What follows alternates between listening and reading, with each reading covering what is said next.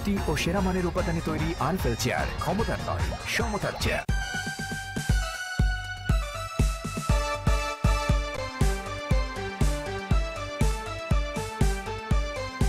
শুভেচ্ছা। আমন্ত্রণ চট্টগ্রাম 24-এ। বৃহত্তর চট্টগ্রামের সব খবর নিয়ে আপনাদের সাথে আছে আমি সোহেলি চাকমা। ভিগো ওয়্যার গার্ড, প্রয়োজন মতো বাটানো যায়, অধিক চাপেও ভাঙে না। ভিগো।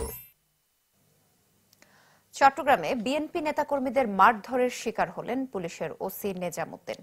বেলা 2:30টার দিকে নগরীর পাঁচলাইশ পাসপোর্ট অফিসের সামনে এ ঘটনা ঘটে। এ সময় সেখানে ব্যক্তিগত কাজে গিয়েছিলেন নেজাম। তখন বিএনপির এক নেতা তাকে দেখে আটকান।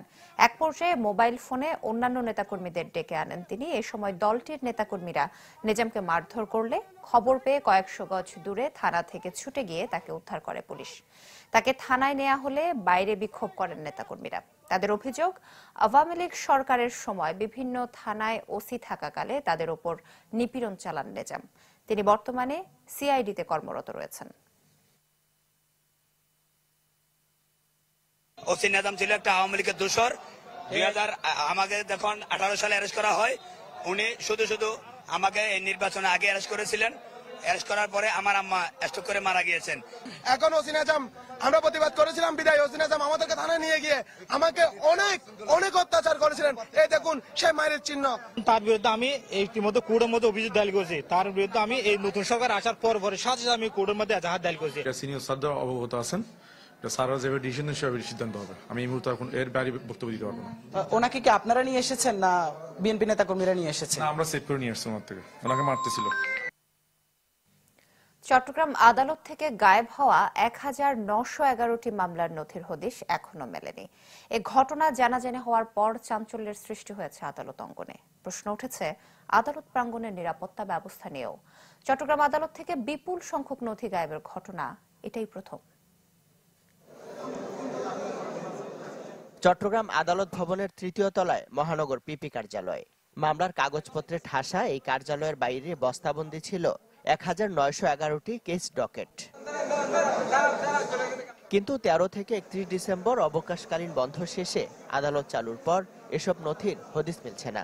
কোথাও না পেয়ে রোববার রাতে জিডি করেন মহানগর আদালতের পিপি মফিজুল হক ভূঁইয়া। আদালতের বারান্দায় কিছু পরিত্যক্ত নথি ছিল, ডাম্পিং অবস্থায় ছিল। আমি খোঁজ নিয়ে দেখেছি এই নথিগুলো নাকি 15 সালের আগের নথি। এগুলো আমাদের কাছে লিস্ট করা আছে, ওগুলাকে দেখতে পাইনি। আমি অনেক খোঁজ নিয়ে দেখলাম এই নথিগুলো কোথায় গেল। এগুলো আদালতের মূল নথি নয়। আদালতের মতো স্পর্শকাতর জায়গা থেকে এভাবে গুরুত্বপূর্ণ কাগজপত্র খোয়া যাওয়াকে উদ্বেগজনক বলছেন আইনজীবীরা। প্রশ্ন তুলেছেন আদালত অঙ্গনের নিরাপত্তা ব্যবস্থা নিয়ে। ওই কেস ডায়েরি হচ্ছে মামলার ট্রায়ালের ক্ষেত্রে খুবই অপরিহার্য একটা অংশ, বিশেষ করে আইয়ের ক্ষেত্রে। এই মামলাগুলো অত্যন্ত গুরুত্বপূর্ণ। সিডিগুলো এগুলো যেহেতু চুরি হয়েছে বলে আমরা শুনেছি, এটা এই ধরনের একটা স্পর্শগত জায়গায় নিরাপত্তার যে এত শৈথিল্যভাব এই চুরির মাধ্যমে প্রকাশ পেয়েছে। 2000 নথি হারিয়ে গেছে, জিডি করবে, অবশ্যই স্থিতি মামলা করতে হবে এবং এবারে সুদ ব্যবস্থা গ্রহণ না। আমার মনে হয় মাননীয় প্রধান বিচারপতি তদন্ত টিম করা উচিত, কমিটি করা উচিত। সেই তদন্ত কমিটি যাদেরকে পাবে তাদেরকে এক্সাম্পলারি উদাহরণমূলক শাস্তি দেওয়া উচিত আমি মনে করি। খোয়া যাওয়া নথিগুলোর মধ্যে 2002 থেকে 15 সালে দায়ের হওয়া হত্যা, মাদক, বিস্ফোরণ ও চোরাচালান মামলার ডকেট রয়েছে।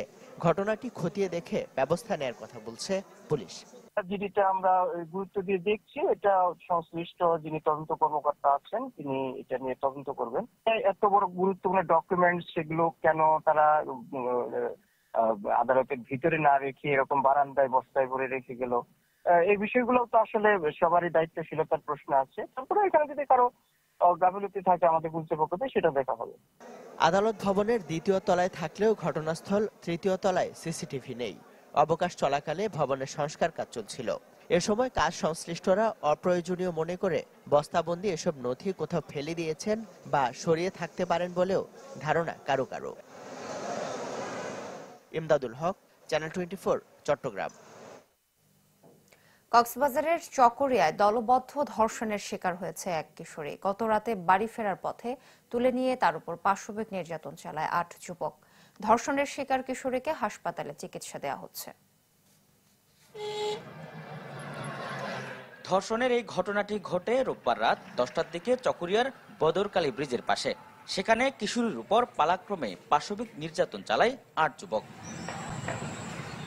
ধর্ষণের শিকার ওই কিশোরী জানায় মহেশখালী যেতে গাড়ির জন্য অপেক্ষা করছিল সে। এ সময় ছোরা টেকিয়ে তাকে 2 যুবক প্যারাবনের পাশে নিয়ে যায়। এরপর আরো 6 জন সেখানে গিয়ে তার উপর নির্যাতন চালায়। তার অভিযোগ, সড়কে চলাচলরত পথচারী ও গাড়ি চালকদের কাছে সহযোগিতা চাইলেও কেউ সাড়া দেয়নি তাকে। এই ছুরিটা দেখছস তুই? আমি বুঝতে হ্যাঁ ভাই দেখছি। বলছে যে তুই চুপ হবি কিনা নাকি এখন তোর জবাই করে দিবে এখানে। আমি বলছি যে ভাইয়া আপনাদের ঘরে মা বোন আছে, আমাকে একটু ছাইড়া দেন না ভাইয়া। প্রথমে 2 জন ছিল, ওই 2 জনে নিয়ে গেছে এদিকে। নিয়ে যাওয়ার পরে একবার 2 জন হচ্ছে, 2 জন আসার পরে 4 জন হয়েছে, এরা আবার 4 জন আসতে আর 2 জন হয়েছে। এরপর আর কে গাচ্ছে ভাইয়া আমার মনে নাই। ঘটনার পর স্থানীয় কয়েকজন কিশোরীকে হাসপাতালে নিয়ে যায়। কিশোরীর দেওয়া তথ্যের সূত্র ধরে অপরাধীদের শনাক্ত করার চেষ্টা চলছে বলে জানায় পুলিশ। চিকিৎসার ব্যবস্থা করা হয়, এখনো চিকিৎসাধীন আছে এবং তার জবানবন্দি মতে যাদেরকে যদিও নাম বলতে পারে না অজ্ঞাতনামা, আমরা পার্সপেক্টিভ বিষয়গুলো বিবেচনায় রেখে আমরা তাদেরকে শনাক্ত করার চেষ্টা করছি। ধর্ষণে জড়িত যুবকরা একটি মানিব্যাগ ফেলে যায় ঘটনাস্থলে, যাতে কাগজে লেখা 2টি মোবাইল নম্বর পাওয়া যায়। এর মধ্যে একটি নম্বরে এক পুলিশ কর্মকর্তার নাম লেখা রয়েছে। মানিব্যাগে পাওয়া যায় একজন নারীর ছবিও।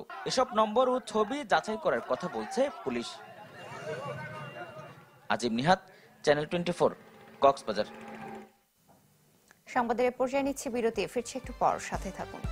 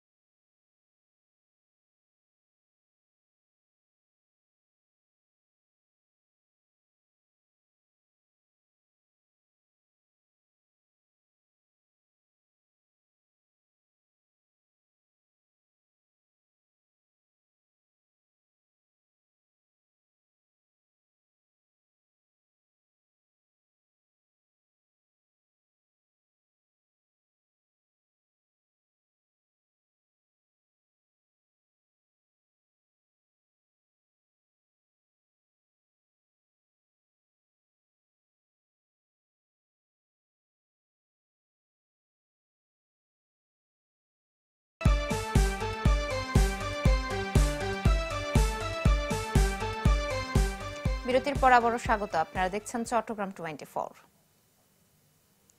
আগে সংসদ নির্বাচন, পরে স্থানীয় সরকার সহ ছাত্র সংসদগুলোর নির্বাচন দিতে হবে, অন্যথায় কোনো ষড়যন্ত্র হলে ভোটের অধিকার রক্ষায় আবারও জনগণকে সাথে নিয়ে বিএনপি মাঠে নামবে, এমন মন্তব্য করেছেন দলটির ভাইস চেয়ারম্যান আহমদ আজম খান। সোমবার চট্টগ্রাম নগরীর একটি রেস্তোরাঁয় সাংগঠনিক অধিবেশনে এমন মন্তব্য করেন তিনি। এতে দলটির ভাইস চেয়ারম্যান আব্দুল্লাহ আল নোমান বলেন, দেশে অরাজক পরিস্থিতি চলছে, যা মোকাবেলায় বিএনপিকে সাংগঠনিকভাবে আরো সুসংগঠিত হতে হবে। এ মুহূর্তে যারা জাতীয় ঐক্য বিনষ্টে কাজ করছে তাদের প্রতিহতের কথাও জানান তিনি। দলটির সাংগঠনিক সম্পাদক মাহবুবের রহমান শামীম, মহানগর বিএনপির আহ্বায়ক এরশাদুল্লাহ, সদস্য সচিব নাজিমুর রহমান এতে উপস্থিত ছিলেন। যারা নির্বাচনকে প্রলম্বিত করতে চাচ্ছেন, সংসদ নির্বাচন বাদ দিয়ে জনগণের আশা আকাঙ্ক্ষার সংসদ নির্বাচন বাদ দিয়ে যারা কলেজের, ইউনিভার্সিটির বা স্থানীয় নির্বাচনের চিন্তা করে জনগণকে বিভ্রান্তির মধ্যে ফেলবার চেষ্টা করছেন। তারা সঠিক পথে আসুন। দেশের মানুষের কল্যাণ বিরোধী যে কর্মকাণ্ড যেটা শুরু হয়েছে, সেটাকে আমরা আমাদের শক্তি দিয়ে, যে শক্তি রাজনৈতিক শক্তি, সেই রাজনৈতিক শক্তি সাংগঠনিক শক্তিকে একীভূত করে আমরা এগিয়ে যাব সামনের দিকে। বাৎসরিক সমুদ্র মহড়া উপলক্ষে চট্টগ্রাম ও খুলনায় সেমিনারের আয়োজন করে বাংলাদেশ নৌবাহিনী। সকালে চট্টগ্রামে এই সেমিনার হয় এরিয়া মাল্টিপারপাস হলে। এতে প্রধান অতিথি ছিলেন চট্টগ্রাম নৌ অঞ্চলের কমান্ডার রিয়ার অ্যাডমিরাল মীর এরশাদ আলী। সেমিনারে সমুদ্রপথে নিরাপত্তা, সম্পদের সুষ্ঠু ব্যবস্থাপনা, পরিবেশ বান্ধব সামুদ্রিক শিল্প উন্নয়ন সহ বিভিন্ন বিষয়ে আলোচনা হয়। এতে বিভিন্ন সংস্থার প্রতিনিধিরা আলোচনায় অংশ নেন। খুলনায় অনুষ্ঠিত সেমিনারে প্রধান অতিথি ছিলেন আঞ্চলিক কমান্ডার রিয়ার অ্যাডমিরাল গোলাম